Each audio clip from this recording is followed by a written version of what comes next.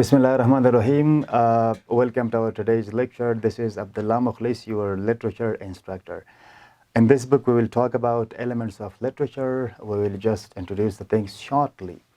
In our today's lecture, I'm going to talk about literature itself, why we study literature and what is literature. Uh, the first thing that I'm going to tell you is a quote, which is that a well-composed book is like a magic carpet on which we are wafted to a world that we cannot enter in our real lives. Looking to this quote, we can define literature as literature is the mirror, reflection, and shadow of a society, a culture, or a tradition.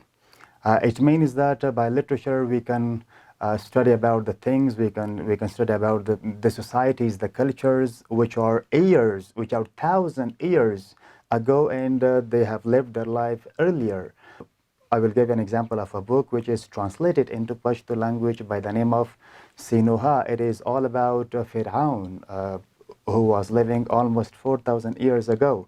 But because of the literature, because of the book that we have in our hands, we have information about those societies and those cultures which were living there.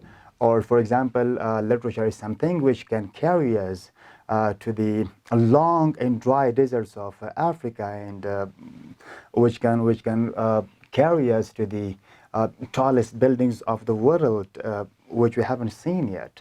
It is all because of literature. We are studying their stories, we are studying about their cultures, and we are studying about those societies which were living on those times. Mirror, reflection, and shadow, almost synonymous words. Whenever we are using these words in literature, we explain it like when we study literature, we are studying the culture of a society. When we are studying literature, we are studying the habits of their living, that how they were lived. For example, in British literature, we will study an epic by the name of Beowulf. We will understand that how those people were living. Or, for example, if we are talking about Anglo-Saxons, we understand that how were they on that time, and what were their characteristics. It is all because of literature. If we come to our Islamic world, we have different excellent warriors who had fought against the evils, who have fought against the people that they were against our religion. For example, if we are studying something about Muhammad bin Qasim, who was a 16 or 17 years old youngster who had occupied the current Sri Lanka. On that time, it was called Sarandeep. It is because of literature. These are the books which are written by novelists. Although it is a part of history, but the novelists have written these things as interesting as they could, and it seems as realistic as it was on the time. Here we have a short definition of literature. After this, we will talk about these things more. Literature, as I told you before, is all about the culture and about the lifestyle of people. So now we might have faced with a question that why we study literature. For why we study literature, here is a simple answer. We can answer this question with pleasure. Literature gives us pleasure. We are studying literature because it increases our knowledge and understanding. We study literature simply. We enjoy it. We are studying in order to enjoy the things. I remember I was in class 7th while I first started reading a novel, and name of that novel was The Ghazi Dastan. It was written by Nasim Hijazi and translated by Zubair Shafiqi.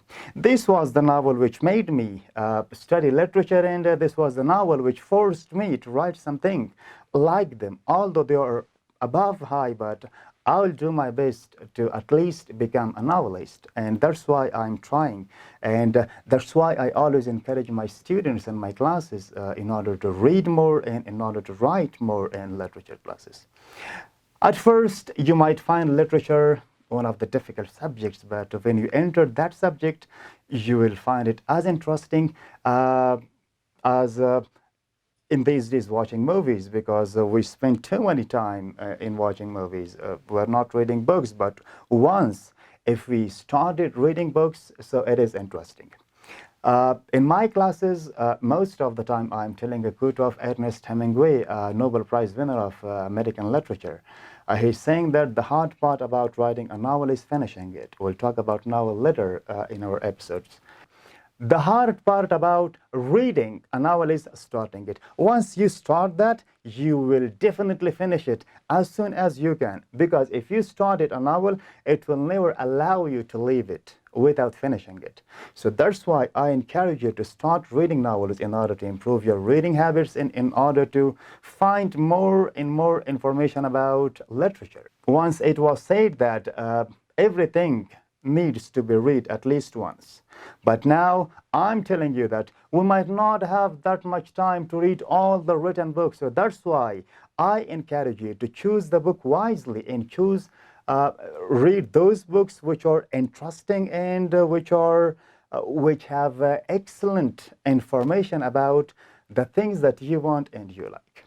Now I want to explain it and push to a little bit. Literature is the mirror reflection or shade of a tradition, a culture or a society. د لیټریچر په اړه باندې مو وویلې چې لیټریچر د یوې ټولنې یا د یو کلتور آینه ده یا یې ریفلیکشن انعکاس یې د هغه سوری ده. د دې نه زموږ هدف دا و چې ادبیات کولی شي موږ د افریقا تر هغو سوځونکو لویو صحراو پورې بوځي، د قفقاز تر غرونو پورې مو بوځي او د غرب تر هغو لوړو ماڼۍ پورې مو هم بوځي چې موږ تر ننه پورې هغه ځای ته نه یو ورغلي او نه مو دي لیدلي. دا ټول د ادبیاتو له امله دي چې موږ ګرځوي، موږ ته نړۍ راښیي او موږ د نړۍ له فرهنګونو څخه خبروي. مخکې مې یادونه وکړله د فرعون د سینوها ناول په اړه باندې مې وویلې. سینوها ناول د فرعون ډاکټر لیکلی چې همدغه ډاکټر یې سینوها نومېده. تقریبا 4,000 کاله پخوا دغه قصه لیکلی شوې وه. هغو خلکو 4,000 کاله مخکې ژوند کوو، لیکن اوس یې هم موږ د هغوی په کلتور باندې پوهېږو. یو شی چې زما لپاره په دې ناول کې ډېر زیات جالب و هغه دا ده چې 4,000 کاله مخکې هم د مغزو جراحي شتون درلود. هغو خلکو به د مغزو جراحي کوله، که څه هم کامیابه به نه وه لیکن دوی دا کار کوه. ادبیات دی چې موږ د خپلو نومیالیو د قهرمانیو او اتلولیو څخه خبروي. تاسې کولی شئ د خالد بن ولید په اړه باندې لیکلی شوی ناول ولولئ، د توره ماته شوه په نوم باندې. کولی شئ د محمد بن قاسم په اړه باندې ناول ولولئ، که څه هم دا د تاریخ پاڼې دي، خو ناول لیکونکو دې ته داسې رنګ ورکړی چې لوستونکی نه پرېږدي یوازې شي او لوستونکی دې ته مجبوروي تر څو چې کوم څه یې شروع کړي دي پای ته یې ورسوي. موږ د سلطان محمود غزنوي په اړه باندې هم ډېر څه لوستي وو، کولی شو موږ هغه په ناولونو کې پیدا کړو. د تاریخي ناولونو دپاره تر ټولو ښه مرجع د نسیم حجازي ناولونه دي چې ډېری برخه یې محمد زبیر شفیقي ژباړلي. تاسې کولی شئ دا ولولئ. ناول هغه څه دي کوم چې موږ دې ته اړباسي څو موږ د ادبیاتو په اړه باندې لا ډېره مطالعه وکړو او لا ډېر څه ولولو. خالد بن ولید ټولو ته معلوم ده چې هغه څه رقم ځوان و او څومره یې زړورتیا لرله. د توره ماته شوه په نوم باندې ناول چې کله موږ لولو موږ وینو، موږ ته داسې برېښي چې اوس فعلا خالد بن ولید د جنګ په ډګر کې ده، هغه اوس فعلا د مشرکینو نه سرونه غوڅوي. په دې رقم باندې لیکلی شوی. د یوه ښه ناول لیکونکي همدا ځانګړنه ده چې هغه ټولې پیښې موږ ته ویژوالایز کوي، هغه ټولې پیښې موږ ته داسې راښیي چې موږ فعلا په هماغه صحنه کې شتون لرو. په راتلونکي درسونو کې موږ په فکشن او نن فکشن باندې بحث کوو. موږ به ولولو چې کوم ادبیات حقیقي دي او کوم غیر حقیقي دي. دا چې غیر حقیقي دي ولې موږ ورته غیر حقیقي وایو. Till the next time, have a very nice time. Goodbye. We will be soon with our next episode, and that would be about the types of fiction, types of literature, fiction and non-fiction. Have a very nice time. Goodbye.